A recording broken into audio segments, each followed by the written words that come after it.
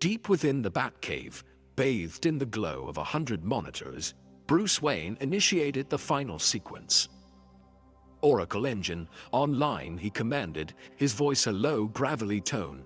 The AI, a silent guardian he had built in secret, began its ceaseless watch over the world, its purpose to foresee threats before they could ever manifest. Days turned into a tense week. Then, the Oracle Engine delivered its first chilling prophecy. A single alert, stark and terrifying, flashed across the main screen. Threat level Omega. Source, Justice League. Catalyst, Kryptonian level energy signature. Projected casualties, 9.7 million. Bruce's blood ran cold. One of his own was predicted to become a weapon of mass destruction. Haunted by the digital ghost of a future catastrophe, Bruce made a decision he had long prayed he would never have to.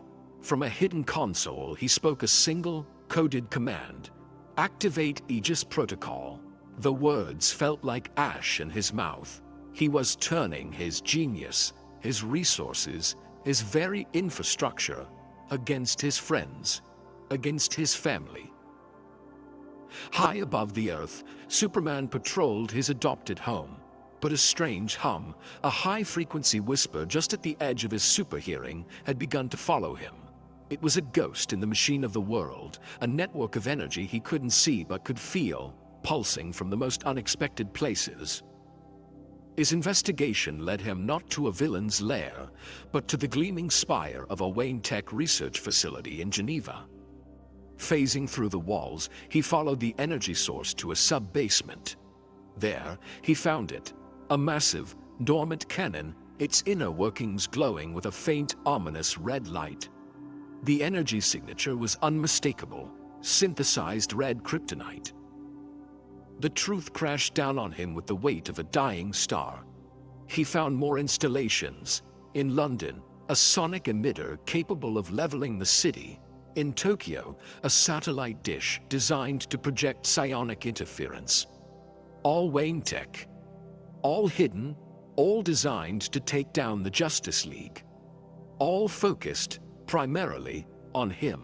It was a betrayal that cut deeper than any shard of kryptonite ever could. The Batcave was silent when Superman arrived, a whisper of wind in the vast darkness. He didn't land with a crash, but with a heavy, sorrowful finality. Bruce turned from his console, his face unreadable behind the cowl. "Clark," he said, his voice betraying no surprise. "Why, Bruce?" Clark's voice was quiet, but it echoed with the power of 1,000 suns. "I saw the weapons, the plans. To neutralize us, to hunt us. You see your friends, your allies, and you plan for the day we become your enemies." "It's not a plan, it's a precaution," Bruce countered, stepping away from the console. The Oracle Engine predicted a catastrophe, a Kryptonian-level event. I have to be ready for the possibility, however remote, that one of us could be compromised. It is my responsibility to protect humanity from everyone, including you. Trust is not a liability, Bruce. It's our greatest strength, Superman pleaded. By preparing for the worst in us, you make it more likely to happen. You're treating us like criminals in waiting. Their argument raged, a clash of ideals, of hope versus fear, in the heart of the Batcave. But elsewhere, in the digital shadows, a far more sinister plan was unfolding. A hidden hand, a ghost in the machine, began to manipulate the Oracle Engine. A new threat, manufactured from digital lies, screamed across the network. Imminent Kryptonian level energy spike. Epicenter, Metropolis. On the watchtower, Superman saw the alert. Without hesitation, he surged with power, a golden aura flaring around him as he launched himself towards the sky. He had to save his city. To the Aegis Protocol, this sudden massive surge of Kryptonian energy was not a hero rushing to the rescue. It was the prophecy coming true. The threat becoming manifest. Globally, silently, the system activated. From skyscrapers, from satellites, from hidden drones, a web of red energy lanced across the sky.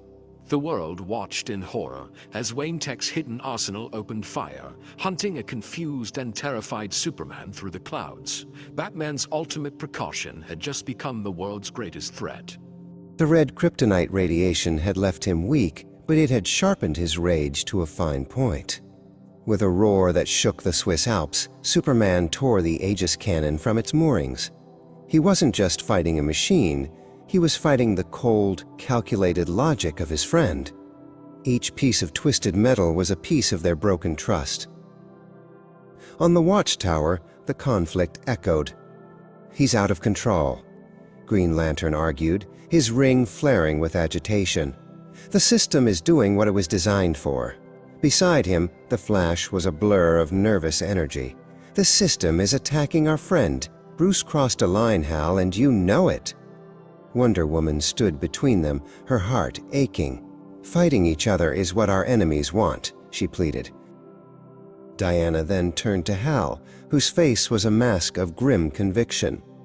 "Bruce had a contingency," Hal stated, his arms crossed.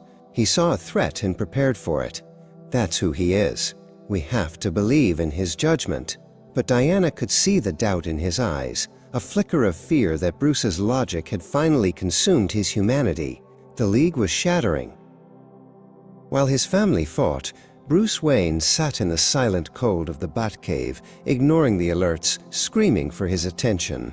He stared at the Oracle Engine's prediction, the data stream that had started it all. It was too clean. The energy surge, Superman's location, the timing, it wasn't a probability, it was a perfectly executed equation. It was a trap. His fingers flew across the console, peeling back layers of his own encryption. And then he saw it. A digital parasite, a ghost in the machine, woven into the very fabric of his creation. It hadn't predicted the threat.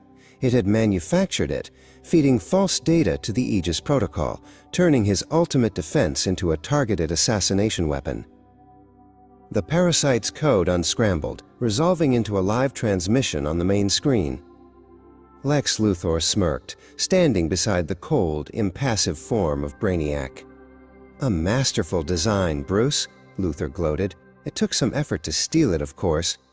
Thank you for neutralizing the planet's defenses for us. Our work can now begin unimpeded." As their image vanished, the world screamed. From swirling portals in the sky, Brainiac's fleet of skull ships descended. On the ground, legions of advanced LexCorp battle drones marched through the streets of every major city. The heroes were fighting a phantom, while the real invasion force took the board. "Clark, listen to me." Bruce's voice, stripped of its usual authority and filled with raw desperation, broadcast on an emergency frequency. In the cockpit of the Batwing, he raced through a sky thick with alien ships. "I was wrong. It was a lie. Luthor and Brainiac, they turned my own fear against us. The evidence is on this channel. Please, you have to see." Superman, poised to tear apart a sonic cannon in London, froze as the message came through. He saw the data, the video, the undeniable truth. The sting of Bruce's betrayal was instantly eclipsed by the cold fire of this new deception. His gaze lifted from the Aegis weapon to the skull ships blotting out the sun. The real enemy was here. The coal went out. The Justice League, battered and bruised from fighting each other, assembled amidst the ruins of Metropolis. A tense, unspoken truce hung between them. At the front stood Superman and Batman, a universe of hurt and regret separating them, but their eyes fixed on the same overwhelming threat. Luthor based his drone army on the Aegis schematics he stole. Batman's voice crackled over the comms. "He thinks he's using my genius against me. But he only copied the armor, not the mind behind it. Diana, Flash, target the primary servo motors in the left leg.